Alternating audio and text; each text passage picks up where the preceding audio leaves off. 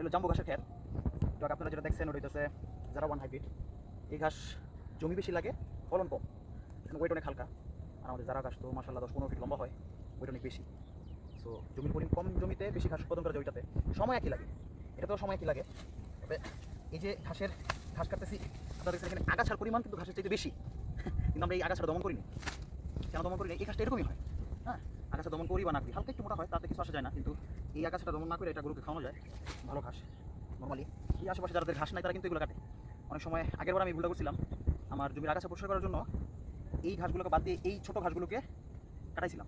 মানুষ দিয়া বলছিলাম আপনার এগুলো কেটে নিয়ে যায়, তো ওনারা আমাদের যারা ঘাস থেকে এখান থেকে কেটে নিয়ে গেছিলো। এবার যারা ঘাসে অনেক যে হেঁচি শাক বলে, হেঁচি শাক আর হচ্ছে আপনার এই জায়গায় বলে জলডোরা, খুব গরু দেখছি খুব মজা করে খায়। হ্যাঁ, তো এই জন্য এবার আমরা এই ঘাসটা সহ কাটতেছি। এই ক্ষেতটা হচ্ছে আমার 2,500 টাকা দিয়ে কিনা। আপনারা আগের ভিডিওতে দেখছেন যে একটা ক্ষেত দেখেছিলাম, জম্বু ক্ষেত্রে 2,500 টাকা দিয়ে কিনা। এটা এই পর্যন্ত খাওয়ানো হয়েছে প্রায় 10 দিন। যারা ঘাসটা আমি প্রায় ম্যাক্সিমাম আরও 15 দিন পরে খাওয়াতে পারবো। আর এই 15 দিন হচ্ছে আমার এই ঘাসটা চলতে হইব, পাশাপাশি সাইলেজ আছে। যদি আমার সাইলেজ আমার করা না কিনা, ওই পাশে আমার ভুট্টা ক্ষেত আছে, ওই ভুট্টা ক্ষেত থেকে এবার সাইলেজ করবো, কারণ বর্ষার পানি যখন উঠে যাবো তখন আমি ঘাসটা পাবো না, ভুট্টাটা পাবো না। সো তখন কী করবো, ওই ক্ষেতের ভুট্টার উপর আমি সাইলেজ করবো যাতে কিনতে না হয় সাইলেজটা। এই একটা প্ল্যানিং করছি।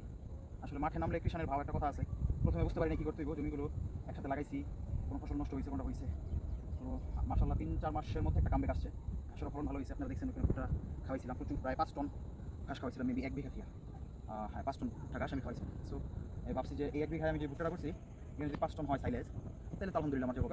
2 মাস পানি থাকে আমাদের এখানে, হাঁটু সমান হয় না এ পর্যন্ত থাকে। আমি যারা ঘাসটা রাখা দিব কাটবো না, প্ল্যানিং মতো আগাইতেছি। ঘাসের সংকটের সবচেয়ে বড় সংকট। হ্যাঁ, কাকার একটু আগে দেখছেন, কাকা খুব ভালো ঘাস কাটে।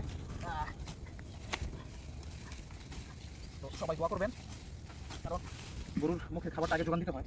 এই সেক্টরটাতে টাকা দিয়ে এই সেক্টরের ব্যবসা করাটা কষ্ট, গরু এখানে প্রচুর খায়। আপনি ভালো জাতের গরু লালন পালন করলে অবশ্যই ভালো খাবার দিতে হবে, নয়তো গরুর গ্রোথ আসবে না। আর ভালো খাবার যদি টাকা দিয়ে কিনা খাওয়াইতে হয়, তাহলে ভাই আমি আগের মতো আবারও বলতেছি, এটা শিল্পপতিদের কাজ, ওরা আমাদের না। আমরা ভাই ছোটো মানুষ, ঘাস কেটে গরু পালি, তো আমাদের অল্টারনেটিভ চিন্তা করতে হবে কীভাবে খরচ কষ্ট কমানো যায়। সবাই দোয়া করবেন আমাদের জন্য। আসসালামু আলাইকুম।